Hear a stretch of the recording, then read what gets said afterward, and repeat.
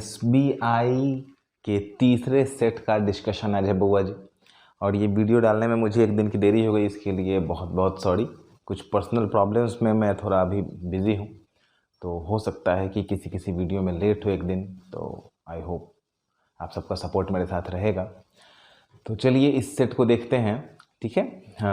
ऐसे मैं कोशिश करूँगा कि जो आपका सेट है, जो हमारा लर्न इंग्लिश टेलीग्राम चैनल है, उस पर और जो डिस्कशन हो वो बिल्कुल सही समय पे चला जाए, पूरी कोशिश करूँगा। फिर भी अगर किसी किसी सेट में अगर एक दिन लेट होता है तो प्लीज़ डोंट माइंड। और अगर किसी को ये जिस सेट का डिस्कशन है उस सेट का PDF डाउनलोड करना है तो नीचे डिस्क्रिप्शन में उसका आपको लिंक दिया गया है। अगर आप चाहते हैं कि सेट आपको एक दिन पहले मिल जाए तो जो हमारा टेलीग्राम चैनल है लर्न इंग्लिश, उसका भी लिंक दिया गया है। आप उस लिंक के सहारे उस जो हमारा चैनल है उससे जुड़ सकते हैं। तो सेट आपको एक दिन पहले प्रोवाइड हो जाएगा, मिल जाएगा, उसको सॉल्व कर लीजिएगा तो फ़ायदा होगा। चलिए पढ़ाई को शुरू करते हैं। हमारा है SBI सेट 3 का डिस्कशन। इस पूरे सेट को ध्यान से देखिएगा बउआ जी, काफ़ी कुछ चीज़ें आपको इसमें सीखने को मिलेंगी। पूरे सेट को देखिएगा और ख़ास तौर से अप्रोच को सीखिएगा। देखिए मैं कई बार आपसे कहता हूँ, नॉलेज अपनी जगह है, अप्रोच अपनी जगह है। कई बार ऐसा देखा गया है कि नॉलेज होता है बच्चों के पास, लेकिन उनका अप्रोच एग्ज़ाम में सही नहीं होने के कारण मार्क्स कम हो जाते हैं। तो अप्रोच पे फोकस कीजिएगा। नॉलेज अपनी जगह है, जैसे आप कौन सा वर्ड जानते हैं, कौन सा वर्ड नहीं जानते हैं, ये अपनी जगह है। कई बार ऐसा होता है कि आपको वर्ड आएगा फिर भी आपका नंबर कट जाएगा, और अगर अप्रोच सही रहेगा तो वर्ड्स में कन्फ्यूज़न भी होते हैं तो भी आंसर हमारा सही हो जाता है, ठीक है। ये कोई ट्रिक नहीं है, मैं आपको एक अप्रोच बता रहा हूँ। देखिए, गाड़ी चलाने आना एक अलग बात है और गाड़ी चलाने का एक्सपीरियंस होना ये एक अलग बात है। तो जाहिर सा बात है ना कि जिसको एक्सपीरियंस होगा वो आदमी सही काम करेगा, ज़्यादा सही काम करेगा। तो अप्रोच इज़ टोटली एक्सपीरियंस है, एक्सपीरियंस का नाम है। तो उसको सीखिएगा कि हमारा अप्रोच एग्ज़ाम में कैसा होना चाहिए। तो चलिए हम लोग शुरू करते हैं क्वेश्चन के साथ। डायरेक्शन पढ़ते हैं। In the given question 4 words are printed bold and are numbered ABC and D, ठीक है। The positions of some highlighted words may be incorrect and need to be interchanged with another highlighted word to make the sentence correct. Find the words that need to be exchanged. In case the given sentence is correct, mark option 5, that is no correction required as your answer. कुल मिला के बउआ जी ये 4 word को highlighted कर दिया गया है। हो सकता है कि इनको आपस में इंटरचेंज करना पड़े हम लोग को, A की जगह B को, B की जगह C को। ऐसा क्या क्या करना है उसका ऑप्शन यहाँ पे हम लोग को दे दिया गया है। इसी में से कोई एक ऑप्शन हम लोग को चुनना है। अगर सभी बिल्कुल सही है तो आंसर हम लोग को नन लेना होगा। अब देखिए, इस सवाल को बनाने में बहुत लोग क्या कन्फ्यूज़न होते हैं, ठीक है। मतलब जो बच्चे कन्फ्यूज़ होते हैं वो बस सीधा देखते हैं कि जैसे यहाँ पे वर्ड आपको दिया गया है बिलेगर्ड, तो उनको पता है बिलेगर्ड का अर्थ हम लोग को नहीं पता है, तो सवाल को कैसे बनाएंगे, ठीक है। तो ऐसे बहुत सारे लोग यहाँ पे कंफ्यूज होते हैं। इसको बनाने का पहले अप्रोच सीखिए। जरूरी नहीं कि आपको सारा वर्ड आता हो, मुद्दा ये है कि आपको कौन सा वर्ड आ रहा है।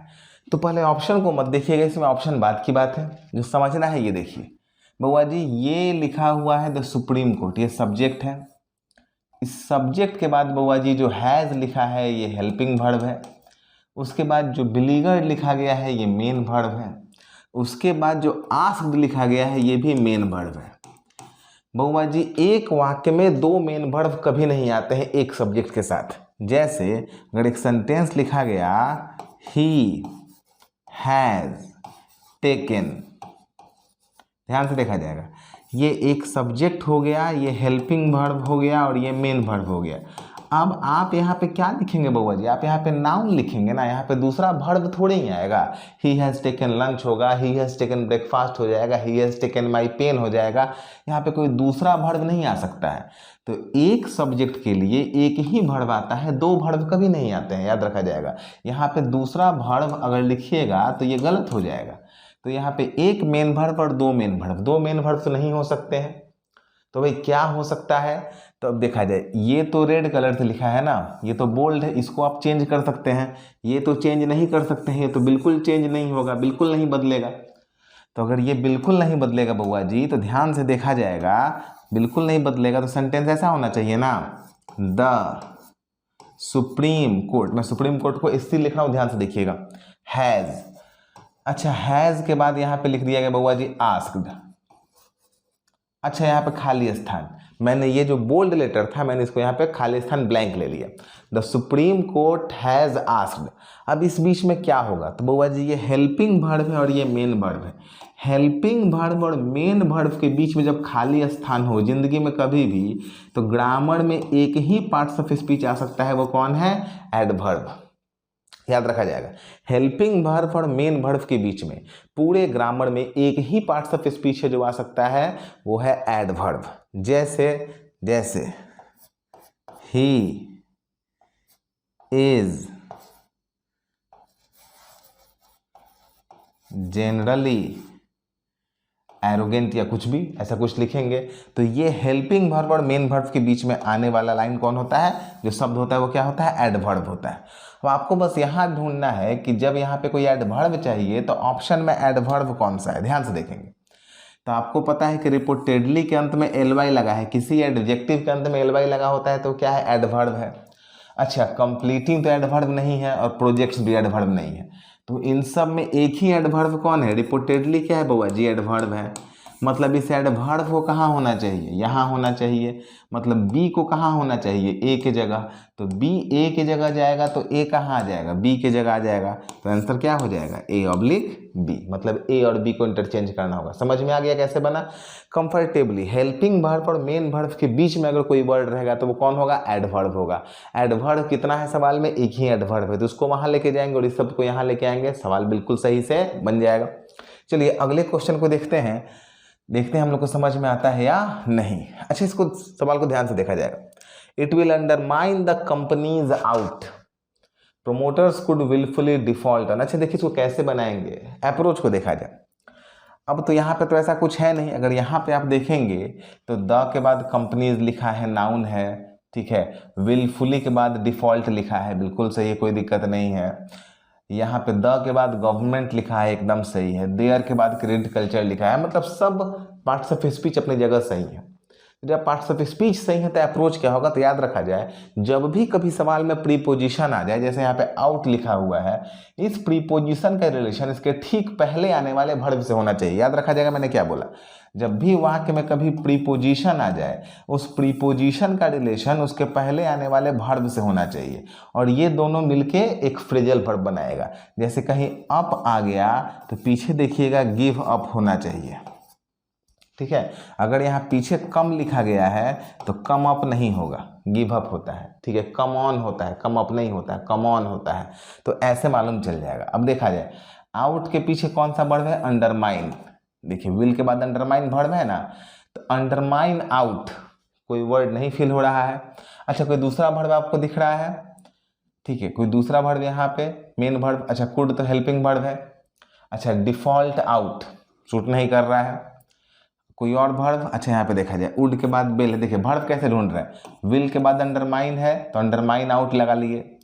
अच्छा कुड के बाद विलफुली तो एडवर्ब है तो डिफॉल्ट क्या होगा, वर्ब होगा, तो डिफॉल्ट आउट लगा लिए। अब यहाँ पे वुड है, वुड के बाद बेल। अच्छा बेल आउट, ये वर्ड आपने कभी सुना है कि नहीं, बेल आउट, याद रखा जाए बेल आउट। कोर्ट वगैरह में बेल होता है, बेल करके किसी कैदी को क्या करते हैं, बाहर निकालते हैं, तो बेल आउट एक वर्ड होता है। तो इन सब में सबसे सुटेबल वर्ड कौन है, बेल आउट। मतलब इस बेल के बाद यहाँ पे आउट होना चाहिए था, मतलब ये जो ए ऑप्शन है ये कहाँ होना चाहिए था, डी के पास। तो ए डी के पास आएगा तो डी कहाँ चला जाएगा, ए के पास। तो ए डी कहाँ लिखा है, 3 में लिखा है, आंसर क्या हो जाएगा, 3 हो जाएगा। समझ में आता है कैसे बन रहा है। मैं पूरे का हिंदी नहीं कर रहा हूँ, बहुत लोग इस सवाल में हिंदी करते हैं, बैठ के ट्रांसलेशन करेंगे, हिंदी करेंगे, समझेंगे, ऐसे फंस जाइएगा।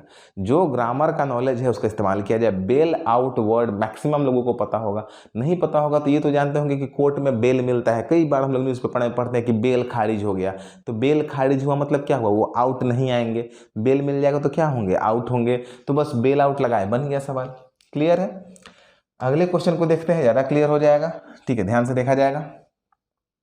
चलिए नेक्स्ट क्वेश्चन आपके पास है बउआ जी।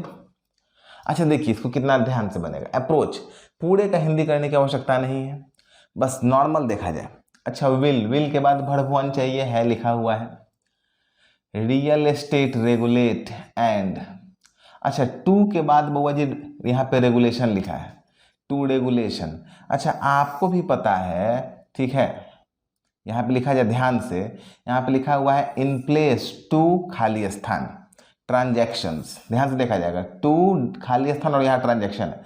आपको पता है कि टू के बाद भड़भुवन आता है प्लस यहाँ पे नाउन या प्रोनाउन आएगा। टू प्लस भड़भुवन तो आपने पढ़ा होगा इन्फिनेटिव, टू के बाद किसका प्रयोग होता है, भड़भुवन का। यहाँ क्या लिख दिया गया है, नाउन, फिर यहाँ क्या लिखा गया है, नाउन। दो नाउन एक साथ तो होगा नहीं, तो नाउन तो यहाँ पे लिखा गया है ट्रांजैक्शन, यहाँ पे क्या चाहिए, भड़भुवन। टू के बाद क्या चाहिए था, भड़भुवन। अब ध्यान से देखा जाए भड़भुवन तो सीज भी है, भड़भुवन रेगुलेट भी है, होम बायर्स नाउन नहीं है, होम बायर्स वर्ब नहीं है, ये नाउन है। यानी कि इस टू के जगह या तो सीज आ सकता है या रेगुलेट हो सकता है। ध्यान से देखा जाएगा इस टू के जगह इस यहाँ जो रेगुलेशन लिखा है या तो सीज भी आ सकता है और यहाँ पे रेगुलेट भी आ सकता है। ध्यान से देखा जाएगा, लेकिन ये रेगुलेशन जो लिखा है ये तो नाउन है, तो नाउन कहाँ जाएगा, क्या इस विल के बाद नाउन जाएगा, नहीं बउआ जी, विल के बाद तो भड़भुवन चाहिए, तो सी ए के पास नहीं जा सकता है। तो यहाँ देखा जाए द रियल एस्टेट रेगुलेशन हो सकता है कि नहीं, क्योंकि यहाँ पे द लगा हुआ है, रियल एस्टेट रेगुलेशन एक वर्ड बन जाएगा कि नहीं बन जाएगा, बिल्कुल बन जाएगा रियल एस्टेट रेगुलेशन। जैसे रियल एस्टेट का नियम हम लोग बोलते हैं रियल एस्टेट रेगुलेशन, तो यहाँ पे टू के बाद ए भी आ सकता है, बी भी आ सकता है, लेकिन ये सी कहाँ जाएगा, बी के पास जाएगा। यहाँ टू रेगुलेट हो जाएगा और यहाँ रियल एस्टेट रेगुलेशन हो जाएगा, चेंज इसी दोनों में होगा, बी में और सी में। तो आंसर कहाँ हो जाएगा हमारा, बी और सी। समझ में आ रहा है बउआ जी कैसे बन रहा है, शुद्ध ग्रामर है, 100% ग्रामर। बस अप्रोच को देखिए, समझ में आ रहा होगा, नहीं आएगा कमेंट करके बतलाइएगा, इस पे और क्वेश्चंस बनाएंगे और क्वेश्चंस पे वर्कआउट करेंगे। एक क्वेश्चन में समझ में नहीं आएगा, 10 में समझ में नहीं आएगा, 50 में तो समझ में आएगा ना, समझ में आएगा तो देखेंगे उसको। देखिए क्वेश्चन नंबर 4 और क्वेश्चन नंबर 5 में कुछ टाइपिंग एरर था। ये जब मैं क्वेश्चन सॉल्व कर रहा था तो मुझे समझ में आया था, टाइपिंग एरर यही था बउआ जी कि देखिए यहाँ पे जो प्रॉब्लम वर्ड लिखा गया है ये प्रॉब्लम यहाँ नहीं होना चाहिए था। ध्यान से देखा जाएगा ये प्रॉब्लम वर्ड यहाँ लिख दिया गया है मिस्टेक से, तो इससे मालूम चल गया है कि प्रॉब्लम ऑफ मार्केट यहाँ आएगा और जब ये यहाँ आएगा तो ये कहाँ जाएगा, डाइवर्टिंग ऊपर जाएगा। तो श्योर है कि सी और डी में चेंज होगा, तो आंसर क्या हो जाएगा, 4। ठीक है, आप इसको बना के देख लीजिए, कुछ टाइपिंग एरर था इसमें। ये अगर प्रॉब्लम वर्ड यहाँ नहीं रहेगा तो आराम से दिखलाई पड़ जाएगा। ठीक है, यहाँ पे ए ऑफ डाइवर्टिंग तो होगा नहीं, तो ए के बाद क्या चाहिए हम लोग को, ठीक है ध्यान से देखा जाए। और ये ए प्रॉब्लम पूरा नहीं होना चाहिए, पूरा यहाँ तक होना चाहिए। अब देखिए यहाँ पे लिख देगा it's self as of diverting, कभी एज के बाद ऑफ तो नहीं आता है, कभी नहीं आता है एज ऑफ डाइवर्टिंग, कभी भी एज के बाद ऑफ कभी नहीं आएगा, कोई प्रीपोजिशन नहीं आता है।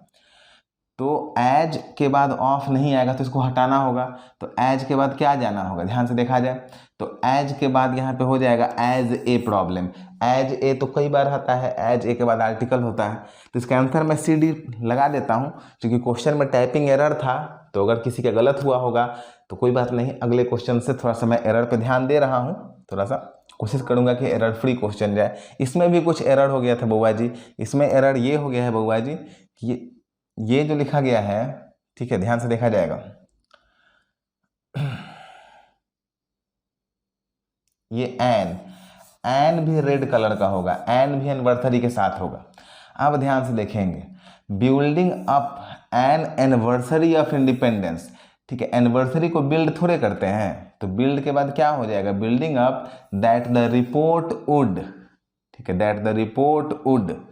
तो ये जो पॉइंट है ये ऊपर जाना चाहिए, ठीक है, और ये जो है एन एनिवर्सरी ऑफ इंडिपेंडेंस नीचे आना चाहिए। लेकिन इस क्वेश्चन में कुछ एरर है, इसको स्टार लगा के छोड़ दीजिए। इस क्वेश्चन का मैं ओरिजिनल क्वेश्चन, ठीक है, कमेंट बॉक्स में या फिर टेलीग्राम में लिखूंगा, इसके टाइपिंग में कुछ एरर है तो इसको छोड़ दिया जाए। इसमें 4 क्वेश्चन में कम से कम 3 सही होना चाहिए था, 5वां क्वेश्चन छोड़ दीजिएगा, कुछ टाइपिंग एरर है। ठीक है, इस क्वेश्चन पे आते हैं 6 से लेकर 10 तक में। In the following questions, out of the 5 alternatives, select the word opposite in meaning to the given word. हम लोग को इसमें एंटो ढूंढना है, अपोजिट वर्ड ढूंढना है। देखिए ये आराम से बनेगा, वर्ड्स को देखा जाए ध्यान से। पहला वर्ड क्या दिया है,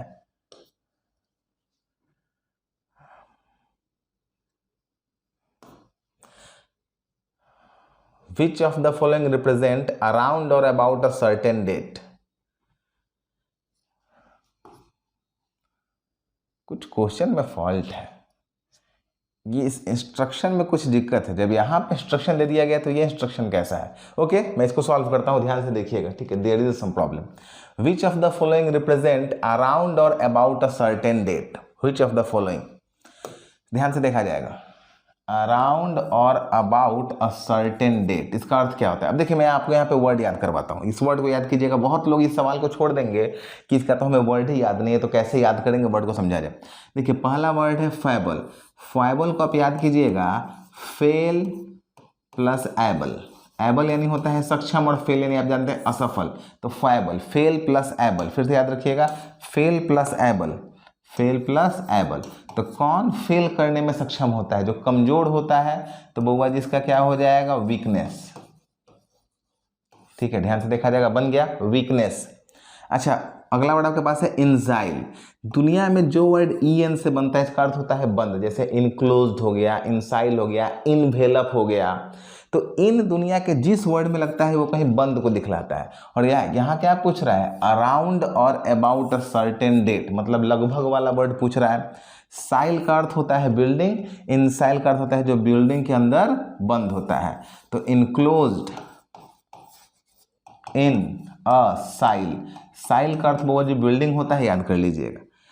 अगला वर्ड आपके पास है फॉरर। अच्छा, इस वर्ड को याद कर लीजिएगा, रोड से। इसके अंत में क्या है? रोर है, RORE। इस रोड को आप कैसे याद कर लीजिएगा? रोड से, ROAR। रोड यानी क्या होता है? दहाड़ना। कोई व्यक्ति दहाड़ता कब है? जब वो सफल होता है। जैसे क्रिकेट देखते हैं, जब सेंचुरी लगा देगा या जीत जाएगा तो कोई जो बैट्समैन या बॉलर होता है वैसे दहाड़ेगा, चिल्लाएगा। तो एक्साइटमेंट जो होता है, उस एक्साइटमेंट को फॉरर कहा जाता है। तो इसका साइनो रोड या एक्साइटमेंट आप याद कर सकते हैं। ध्यान से वर्ड्स को याद कीजिएगा। फरर, रोड से याद कर लेना, ठीक है। फ्यू रोड लिखा है, फरोर पढ़ते हैं, रोड से रोड याद कर लेंगे, ROAR। वर्ड है आपके पास सिर का, इस वर्ड को मैंने याद कर लिया है सर्कल। सर्कल कैसा होता है? राउंड होता है। बस राउंड से ही मैंने याद कर लिया है ए राउंड। ए राउंड यानी क्या होता है? लगभग। तो अराउंड का साइनो क्या होता है? सर का, याद कर लीजिएगा। सर का वर्ड कैसे याद है? सर्कल से, CIRCLE। सर्कल से सर का वर्ड याद हो गया। सारा वर्ड फिर से देखा जाए, सारा वर्ड याद हो जाएगा, हमेशा याद रहेगा, ठीक है। फॉयबल कैसे याद कर लेना है? Fail plus able. तो कौन फेल करता है? जो कमजोर होता है। इंजाइल, इनक्लोज्ड इन अ साइल। दुनिया के जिस वर्ड में EN लग जाएगा या इनक्लोज को दिखाएगा। फॉरर को रोड से याद कर लेना है। रोड आदमी कब करता है? जब जीतता है, एक्साइटमेंट होता है, एंथुजियाज्म होता है। तो एक्साइटमेंट लिख दिया गया। फिर सर का वर्ड सर्कल से याद कर लेना है। सर्कल कैसा होता है? राउंड। राउंड के आगे मैंने क्या लगा दिया? A round. देखिए अराउंड और अबाउट, तो आंसर क्या हो जाएगा? 4। बनके तैयार हो गया। क्वेश्चन नंबर 6 देखा जाए, जैसा इंस्ट्रक्शन है वैसा हमने लगा दिया, आंसर क्या हो गया? 4। क्लियर है? चलिए, इसमें जो पहले इंस्ट्रक्शन आ गया था वो शायद कुछ एरर था, कुछ एरर्स हो जा रहे हैं क्वेश्चन में। मैं उनको धीरे धीरे प्लीज़ सुधार लूँगा। अगर आपको भी कुछ एरर दिख रहे हैं तो प्लीज़ आप लोग, सबको तो टेलीग्राम चैनल पे हैं ही, तो जब क्वेश्चन सॉल्व करें और कोई एरर लगे तो प्लीज़ एट दैट टाइम एक मैसेज वहाँ छोड़ दीजिए डिस्कशन में, तो मैं उसको देख के सुधार लूँगा, ठीक है। चलिए आगे आते हैं। ऐसे तो आप लोग कुछ नहीं बताइएगा तो मुझे लगेगा आप लोग क्वेश्चन सॉल्व ही नहीं कर रहे हैं ना। क्वेश्चंस बनाया जाए। Which has a similar meaning as the designate for a particular purpose। ये पूछ रहा है the designate for a particular purpose। देखिए मैं वर्ड्स को आपको याद कराता हूँ। ये वर्ड है आपके पास ईयर मार्क। ईयर कहाँ होता है? ईयर। कान कहाँ होता है? सबको पता है कान यहाँ होता है, तो कान साइड में होता है ना। आँख, नाक, लिप्स, माउथ, ये सब फ्रंट पे है। कान कहाँ होता है? साइड में होता है। कान कहाँ होता है? साइड में होता है। तो ईयर कहाँ होता है? साइड में, ठीक है। और मार्क यानी क्या होता है? चिन्हित करना। हम लोग किसी चीज़ को मार्क कब करते हैं? जब उसको कोई खास बनाना होता है, ठीक है, उसको पार्टिकुलर बनाना होता है, तो उसको हम लोग क्या करते हैं? मार्क कर देते हैं। जैसे कोई अगर इंपॉर्टेंट क्वेश्चन लगता है तो उसको मार्क कर देते हैं, कोई अगर इंपॉर्टेंट पॉइंट लगता है तो मार्क कर देते हैं। तो मार्क हमेशा खास चीज़ को किया जाता है, ठीक है। तो बस ईयर्स होता है साइड और मार्क। तो इसको मैंने याद कर लिया है, कंफर्टेबली आप याद कीजिएगा। ईयर का अर्थ हो गया साइड, तो हमने बस याद कर लिया गया set aside for particular purpose. For particular purpose याद कर लीजिएगा। जब किसी चीज को आप मार्क करते हैं, मार्क किसको कहते हैं? किसी खास काम के लिए, पार्टिकुलर पर्पस के लिए, निश्चित काम के लिए। और ईयर कहाँ होता है? साइड। साइड से मैंने क्या याद कर लिया? Set aside. सेट ए साइड। तो जब किसी चीज़ को, किसी व्यक्ति को, किसी फंड को आप किसी खास काम के लिए अलग रख देते हैं कि ये पैसा इस काम के लिए, इसको बाकी काम के लिए टच नहीं करना है, ठीक है, ये पैसा कोरोना में जिंदा रहने के लिए है, इसको इससे कोई और काम नहीं करना है, इससे फ्रिज नहीं खरीद लेना है, टीवी नहीं खरीद लेना है, कोरोना में जिंदा रहना है कोरोना काल में। तो सेट असाइड आप अगर किसी चीज़ को कर देते हैं तो उसको ईयर मार्क कहा जाता है। अब देखा जाए यहाँ पे क्या दिया गया है, द डेजिग्नेट फंड रिजर्व। अच्छा, डेजिग्नेट का भी अर्थ होता है खास कर देना, सेट असाइड कर देना, रिजर्व कर लेना फॉर अ पार्टिकुलर पर्पस। तो सीधा आंसर क्या हो जाएगा, ईयर मार्क वन। आज से गलत नहीं होगा, याद हो गया। ईयर कहाँ होता है, साइड में, तो set aside for a particular purpose. Mark यानी क्या किए, सेट कर दिए। मैंने पहले ही कहा था अप्रोच देखिए, अप्रोच देखिए, अच्छा लगेगा। वीडियो में आप लोग कमेंट कीजिएगा कि हाँ अच्छा लगा, शेयर कीजिए, लाइक कीजिए, दोस्तों को बताइए और पढ़ाई करते रहिए। और कुछ एरर अगर पेपर्स में आ रहे हैं तो प्लीज़ बताइए, प्लीज़, ठीक है।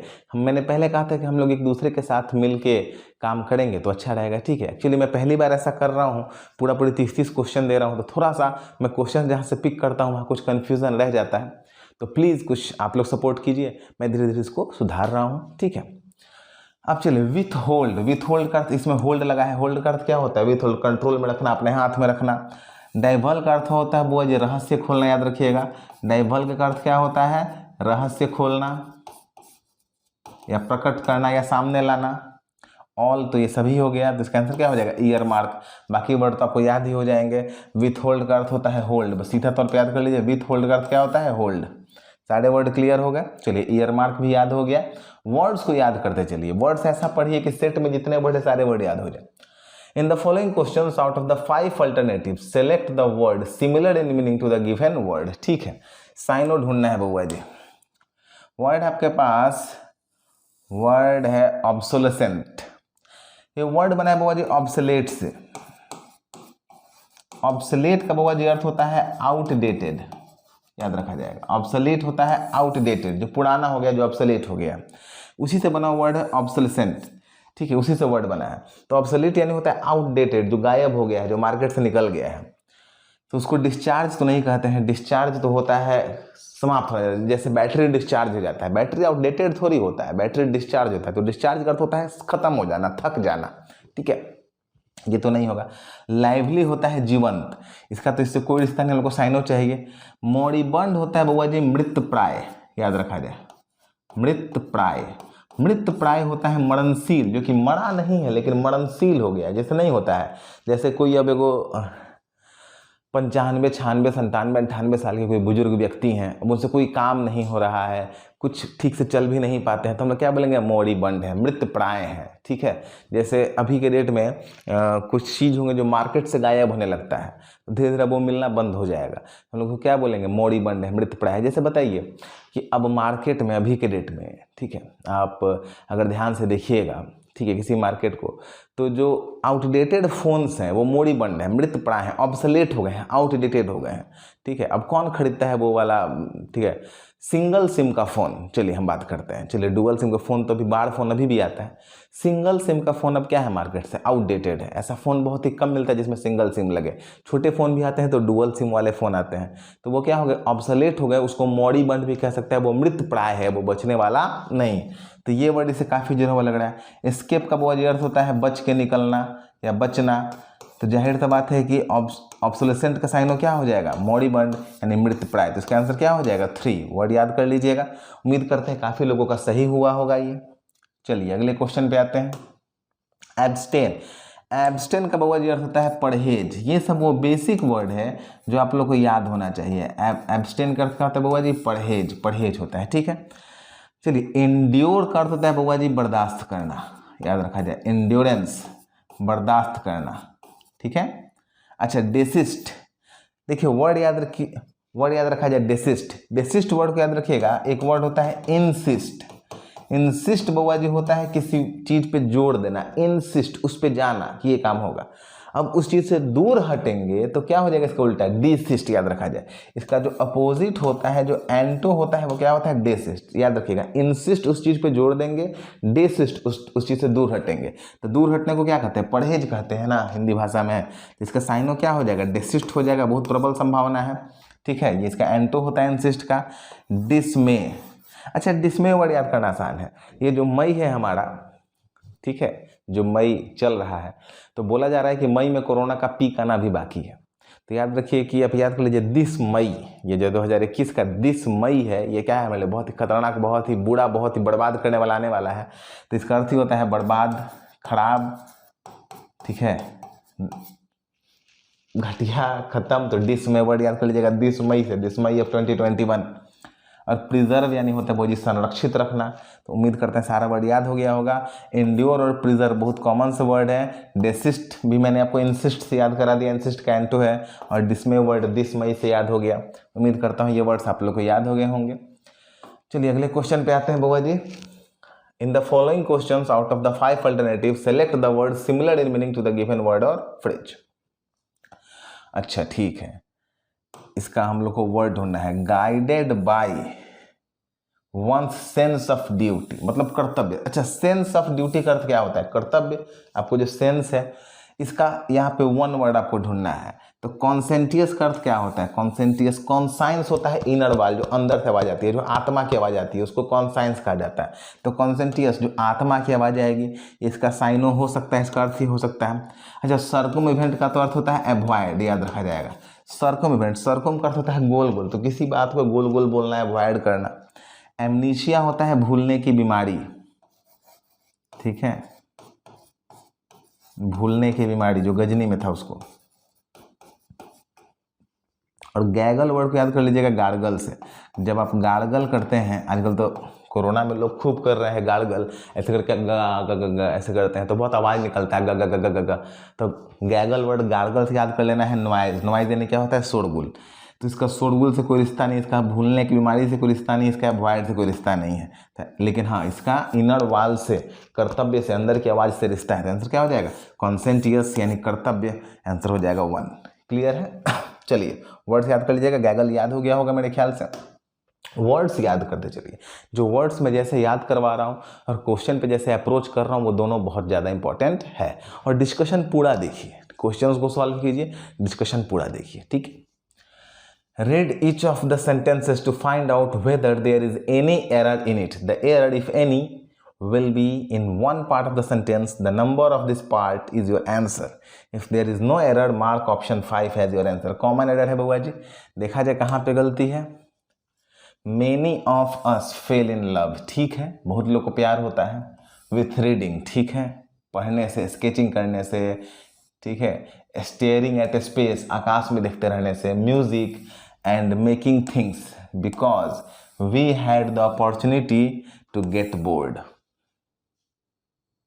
इसमें तो कोई गलती नहीं दिख रहा है बउआ जी, नन लगा दीजिए, कोई एरर नहीं है। अगर किसी व्यक्ति को इसमें कोई एरर दिखा होगा तो प्लीज बताइएगा, इसमें नो एरर आंसर होना चाहिए। चलिए अगले क्वेश्चन पे आते हैं। हाँ, देखा जाए कॉमन एरर बनाने में क्या करना है? वर्ब को फोकस करना है। मैं बार बार पिछले क्वेश्चन में भी वर्ब को ही मैं फोकस कर रहा था, मैं हर सेट में ये बात बोल रहा हूँ, ध्यान से देखा जाएगा। If the political war over Rafale continues, continues का सब्जेक्ट कौन है? वार। वार सिंगुलर है, कंटिन्यूज सिंगुलर है, दोनों सिंगुलर है, कोई दिक्कत नहीं है, फर्स्ट क्लास है। इट इज, इट के बाद इट है, सही है। डिफेंस, मॉडर्नाइजेशन, दैट, दैट के बाद विल है, विल के बाद बिकम्स है, गलती दिख गया। शैल विल यानी मॉडल्स के बाद वर्ब का कौन सा रूप चाहिए वो जी? पहला रूप, यहाँ 5वां रूप लिखा गया है, यानी कि आंसर डी में गलती है। डी को टिक कर दीजिए, बन गया। विल के बाद बिकम्स नहीं होना चाहिए। आसान सवाल सबका सही होना चाहिए। अच्छा अभी सवाल को देखा जाए।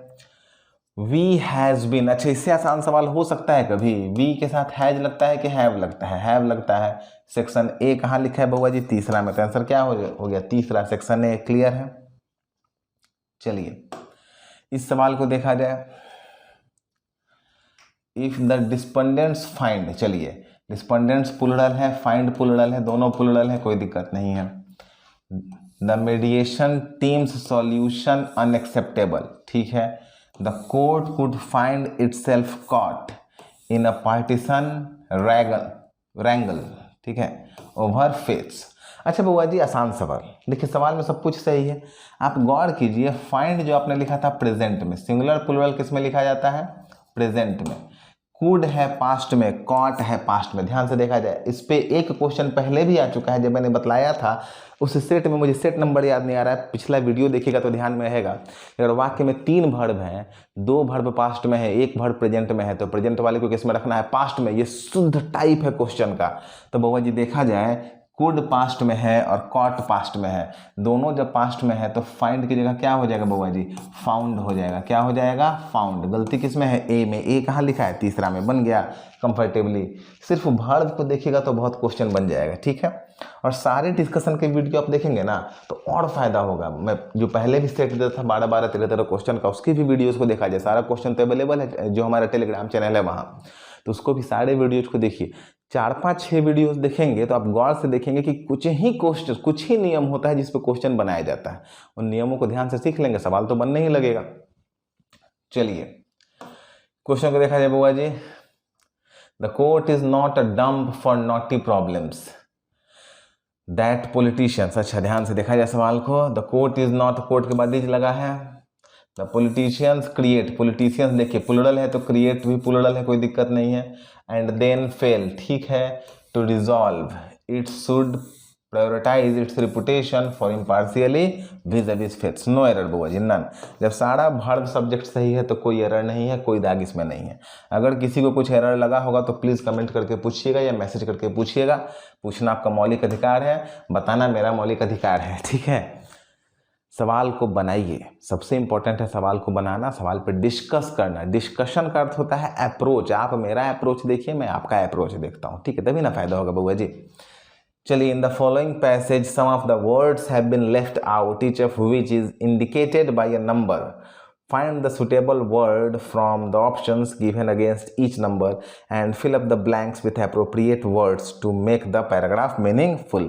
मतलब शुद्ध मिला के क्लोज टेस्ट है। चलिए इसको बनाना शुरू किया जाए।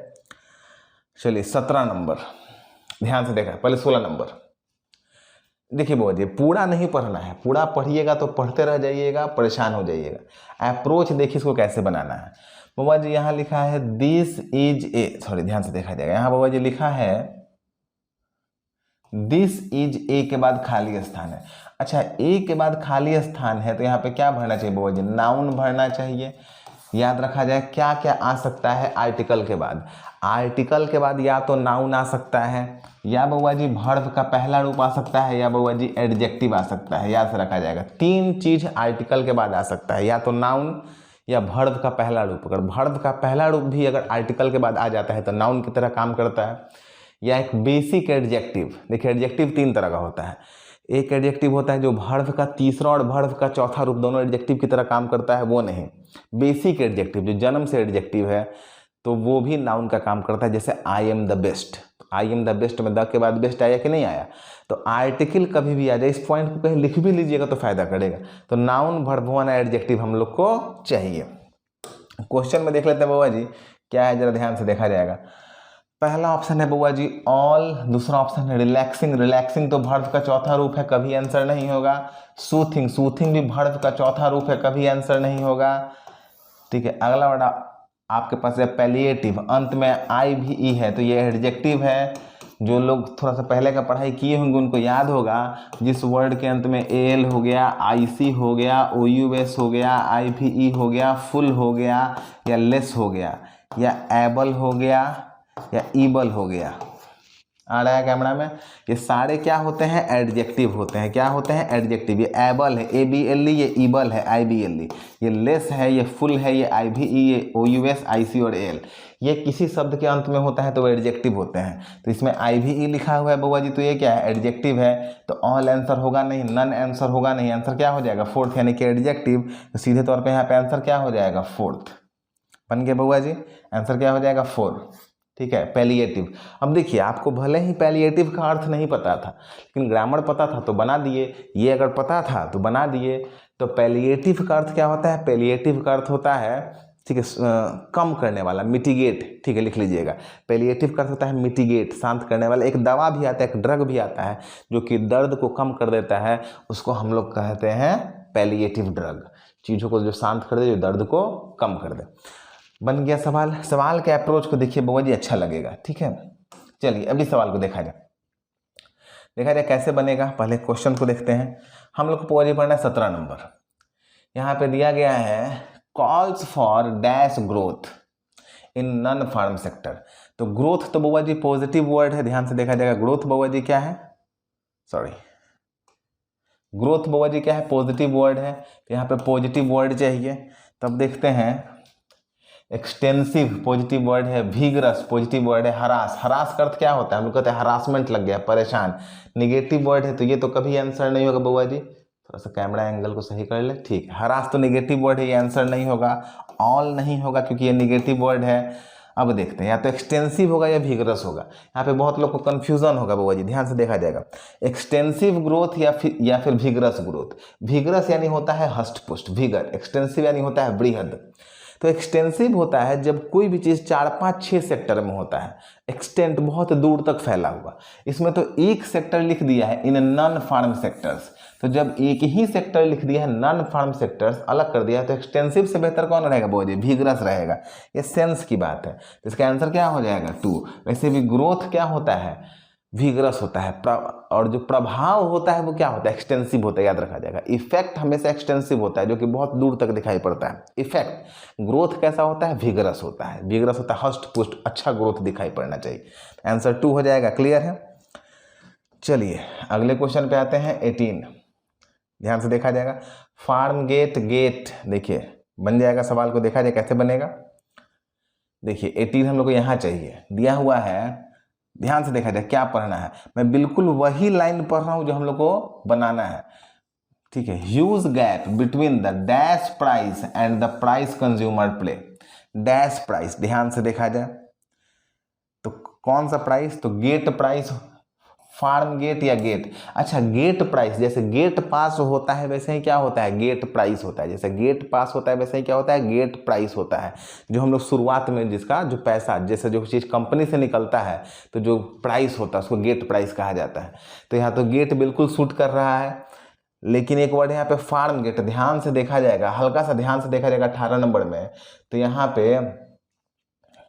पे आपका बात कर रहा है देयर फूड, फूड का बात कर रहा है, ध्यान से देख रहे हैं, पे फॉर देयर फूड। अच्छा फूड का बात कर रहा है तो फूड तो बउआ जी फार्म सेक्टर है कि नहीं, फार्म सेक्टर है। तो फार्म गेट भी हो सकता है, जो चावल जहाँ पैदावार होता है वहाँ जो उसका रेट होता है और जो हम लोग लास्ट में देते हैं बहुत फर्क हो जाता है। तो 1 और 2 दोनों आंसर सूट कर रहा है, फार्म गेट या गेट बोलिए।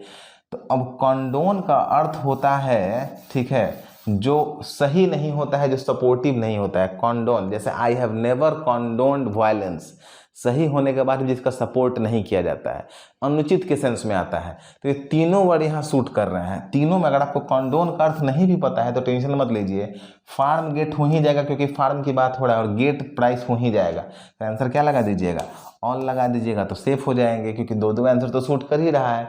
इसका आंसर क्या हो जाएगा, ऑल हो जाएगा। चलिए अगले क्वेश्चन को देखा जाए बउआ जी। देखिए इसमें पॉइंट है, प्रॉन्ग्स है, स्पाइक है, स्पाइन है, नन है। देखते हैं इसका आंसर क्या होना चाहिए, ध्यान से। 19 नंबर क्वेश्चन है ना बउआ जी, देखते हैं 19 नंबर पे। अब देखिए 19 नंबर कहाँ लिखा हुआ है बउआ जी, 19 यहाँ पे लिखा है 2। अच्छा 2 के बाद नाउन कैसा आएगा बउआ जी, प्लूरल आएगा ना। 2 के बाद नाउन कैसा आएगा बउआ जी, प्लूरल आएगा। तो इस सब ऑप्शन में देखिए तो प्लूरल कौन लिखा हुआ है, तो एक ही प्लूरल है, प्रॉन्ग्स। तो भले आपको प्रॉन्ग्स का अर्थ नहीं पता है, लेकिन प्रॉन्ग्स क्या हो जाएगा, प्लूरल हो जाएगा। प्रॉन्ग्स का अर्थ होता है ब्रांचेज, याद रखिएगा। ब्रांचेज या स्ट्रीम, जो दो ऐसे निकला रहेगा हिस्सा, उसको प्रॉन्ग्स कहा जाता है। तो देखिए सीधा आपको भले प्रॉन्ग का अर्थ नहीं पता था, स्पाइन तो जानते होंगे, जैसे स्पाइन होता है, ठीक है, सपोर्ट होता है, स्पाइक कांटा होता है, पॉइंट बिंदु होता है, सारा वर्ड क्लियर है। प्रॉन्ग्स नहीं पता था, लेकिन चूंकि ग्रामर से सूट कर रहा है तो सीधा आंसर हो गया। मैक्सिमम आंसर ग्रामर से बनाया जा रहा है, ठीक है। चलिए अगले क्वेश्चन पे आ जाए, 20। चलिए क्या इसका है जरा देखा जाए। 20 में बउआ जी पूछ रहा है प्रेजेंट डैश ऑफ इंटरमीडिएट, ठीक है, पूरा पढ़ना पड़ेगा ध्यान से। दिया गया है, ठीक है, this attack would be liberating farmers. Liberate का अर्थ होता है उनको छूट करना, लिबर्टी देना, बाहर निकालना। From the present dash of intermediaries, जो मतलब ब्रोकर्स होते हैं उनके डैश से उनको छुटकारा दिलाएगा। तो ब्रोकर्स की किस चीज़ से छुटकारा दिलाएगा, देखते हैं। ब्रोकर्स के पावर से, देखते हैं ध्यान से। तो यहाँ पे यह प्रेजेंट पावर ऑफ, पावर से कोई छुटकारा नहीं दिलाता है, सूट नहीं कर रहा। मोनोपोली, अच्छा मोनोपोली किसी एक व्यक्ति का होता है। और यहाँ पे क्या लिखा है, इंटरमीडियरी, मतलब बहुत सारे लोग हैं। स्वय, स्वय का अर्थ स्विंग भी होता है और स्वय का अर्थ वो जी कंट्रोल भी होता है, याद रखा जाएगा। और स्ट्रैंगल होल्ड का अर्थ होता है होल्ड, पकड़ना, मजबूत करना। तो मार्केट में क्या है, अब तो फार्म बिल आप लोग देखे होंगे, जानते होंगे। फार्म बिल जो आया था उसमें क्या कहा गया कि ब्रोकर्स का मार्केट पे कंट्रोल है, किसानों को उनके चंगुल से बाहर निकालना है। तो कंट्रोल का एक अर्थ चंगुल भी होता है। तो इसलिए यहाँ पे बेहतर आंसर क्या हो जाएगा, थर्ड हो जाएगा। आंसर क्या हो जाएगा, स्वय। स्वय का एक अर्थ स्विंग भी होता है, याद रखिएगा, स्विंग। और दूसरा अर्थ क्या होता है, कंट्रोल भी होता है, जो आपकी स्विंग को कंट्रोल करता है कि आप कहाँ तक जाइएगा, कहाँ से वापस आ जाइएगा। तो स्वय का एक अर्थ कंट्रोल भी होता है, इसी से स्वैग वर्ड बना हुआ है। ठीक है, ठीक है, चलिए 21 देखते हैं क्या क्वेश्चन है, क्या बनना चाहिए। दिया गया है so that farmers see less of their produce dash and have forward visibility. ठीक है, देखते हैं। All C and D obsolete floors. बउआ जी, ऑब्सोलेट होता है आउटडेटेड, ये नेगेटिव वर्ड है। फ्लोरिस पॉजिटिव वर्ड है, मतलब होता है संपन्नता। देखते हैं सेंटेंस पॉजिटिव है या नेगेटिव है। एंड हैव फॉरवर्ड विजिबिलिटी, अच्छा फॉरवर्ड विजिबिलिटी का होना, आगे की चीज़ों का दिख जाना, पॉजिटिव है कि नेगेटिव है। सेंटेंस पॉजिटिव जा रहा है, जब सेंटेंस पॉजिटिव जा रहा है तो पॉजिटिव आंसर दीजिएगा ना। तो बन गया आपका आंसर क्या होना चाहिए, फ्लरिश होना चाहिए। बन गया, सीधे तौर पे तो बन के तैयार हो गया कि आपका आंसर क्या होना चाहिए। तो ये क्वेश्चन क्लियर हो गया। तो चलिए अगले क्वेश्चन पे हम लोग आते हैं, इसको थोड़ा देखा जाए।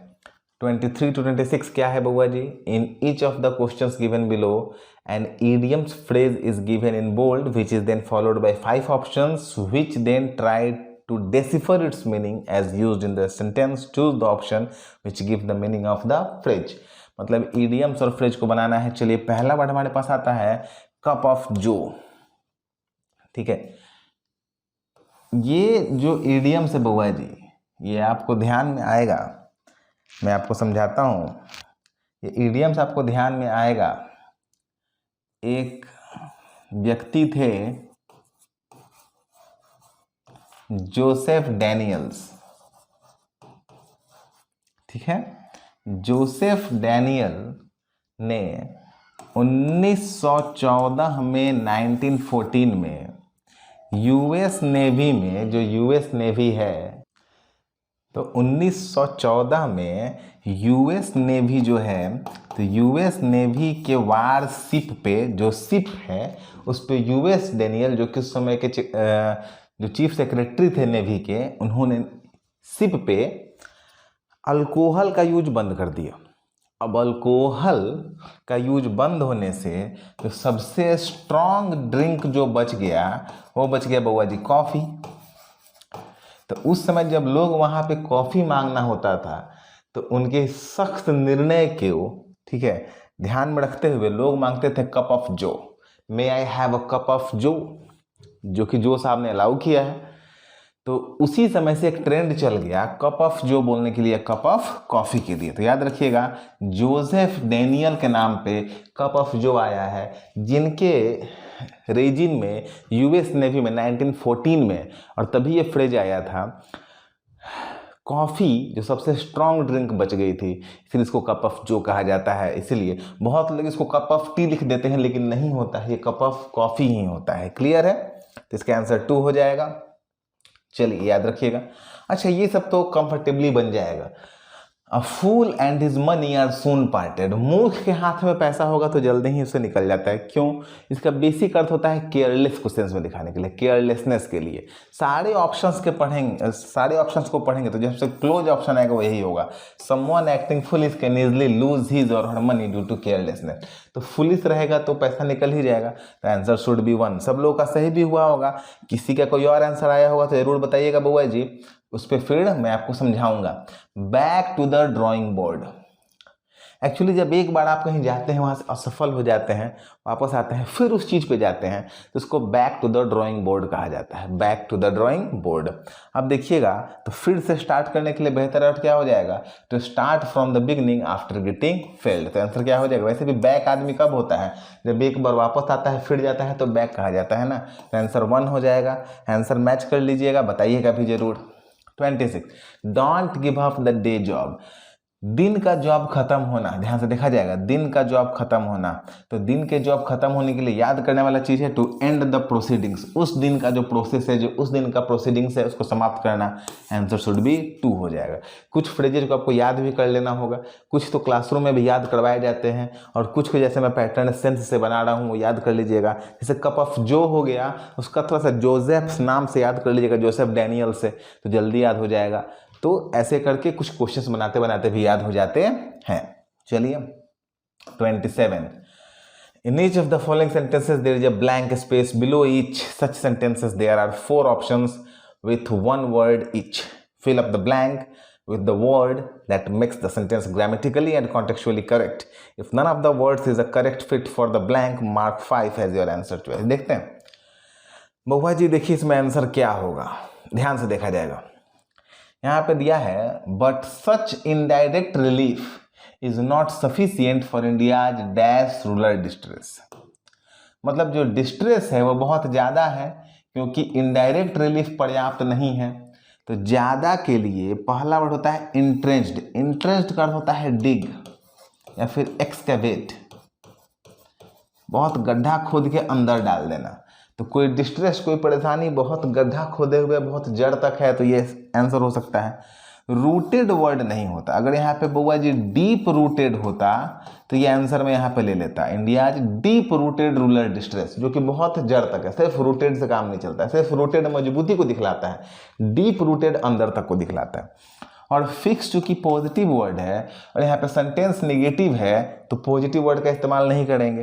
तो आंसर क्या हो जाएगा बाबा जी, इंट्रेंच्ड वर्ड हो जाएगा। क्या हो जाएगा, इंट्रेंच्ड। इसका आंसर हो जाएगा इंट्रेंच्ड। अगर किसी का आंसर कुछ और आया होगा और कुछ संदेह होगा तो प्लीज़ कमेंट कीजिएगा, संदेह को दूर किया जाएगा, बिल्कुल किया जाएगा, 100% किया जाएगा। सही है, आंसर शुड बी इंट्रेंच्ड। का अर्थ हो जाएगा डिग या एक्सकैवेटेड, डीप रूटेड एक तरीका से। 28 नंबर क्वेश्चन देखा जाए। अच्छा, ये तो क्वेश्चन अगर आप लोग लगातार डिस्कशन देख रहे होंगे, जब यहाँ इन लगा हुआ है, ध्यान से देखा जाएगा, यहाँ पे क्या लगा है बुआ जी, इन was dash in using.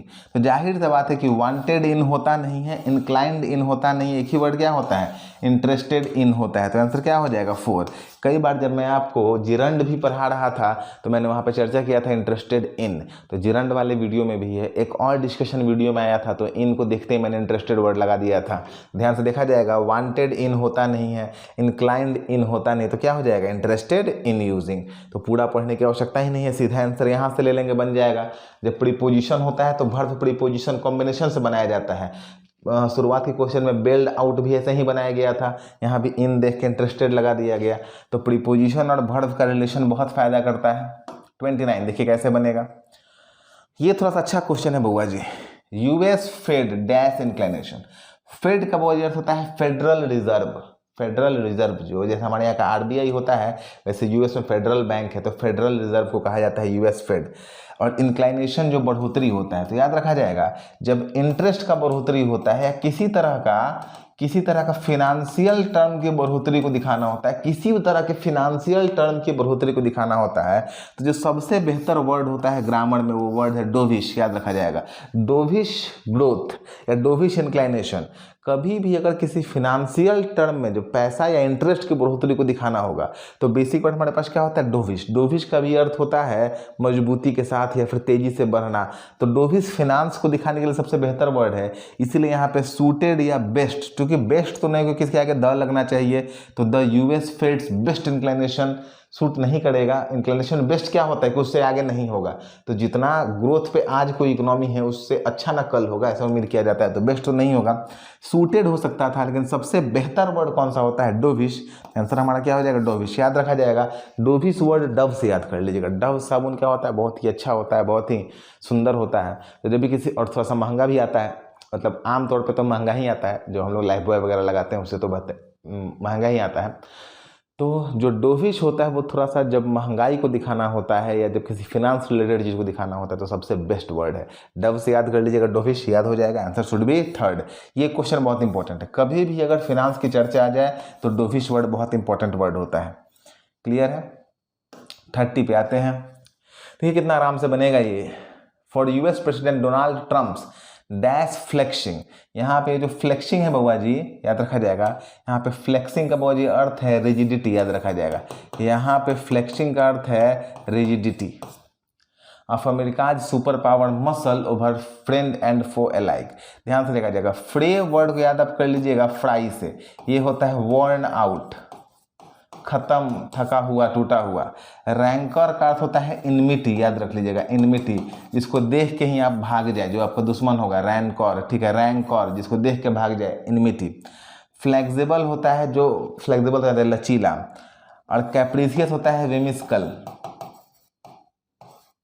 विमिस्कल, WHIMISI, विमिस्कल, MISCL, sorry, फिर से लिख लीजिएगा।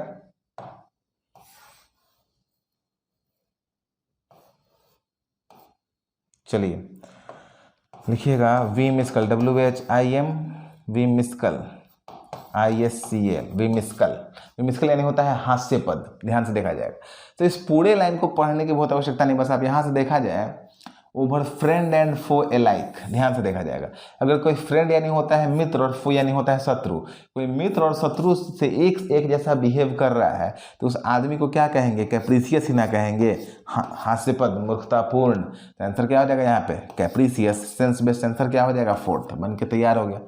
इस पूरे सेट में वोकैब से क्वेश्चन ज़्यादा थे, वोकैब बेस्ड क्वेश्चन ज़्यादा थे, कुछ ग्रामर बेस्ड थे। पैसेज नहीं था क्योंकि एक्चुअली पैसेज का स्पेस नहीं मिला, अगले सेट में पैसेज जरूर रहेगा, उसको बनाया जाएगा। सारे क्वेश्चंस को मिलाइएगा, अपना मार्क्स जरूर बताइएगा। कुछ समझ में नहीं आया होगा तो जरूर पूछिएगा, और ट्राई कीजिएगा कि सेंस पे जैसे, ठीक है, जैसे अगर वर्ड का अर्थ नहीं भी है तो सेंस पे जैसे जो आंसर लेंगे उस चीज़ को समझिएगा। सेंस पे भी काफ़ी आंसर आ सकता है। उम्मीद करता हूँ वीडियो आप लोगों को समझ में आया होगा। अगला क्वेश्चन सेट 4 जल्द आपके सामने रहेगा, सेट को सॉल्व कीजिए। सेट में कुछ एरर्स हो तो मुझे बताइए, और एडवर्ब का वीडियो भी जल्द आपके सामने आने वाला है। एडवर्ब के लास्ट क्लास का, ग्रामर में किसी टॉपिक पे, किसी खास टॉपिक पे भी अगर कुछ प्रॉब्लम हो तो कमेंट कीजिए। जिनके जिस टॉपिक से रिलेटेड कमेंट सबसे ज़्यादा रहेंगे उस पर मैं पहले वीडियो बनाऊंगा। कुछ वीडियोस पहले से अवेलेबल है, उनको भी देखिए। तैयारी पे जुटे रहा जाए, और अगला सेट जल्द आपके सामने रहेगा। मिलते हैं, गुड बाय, गुड डे।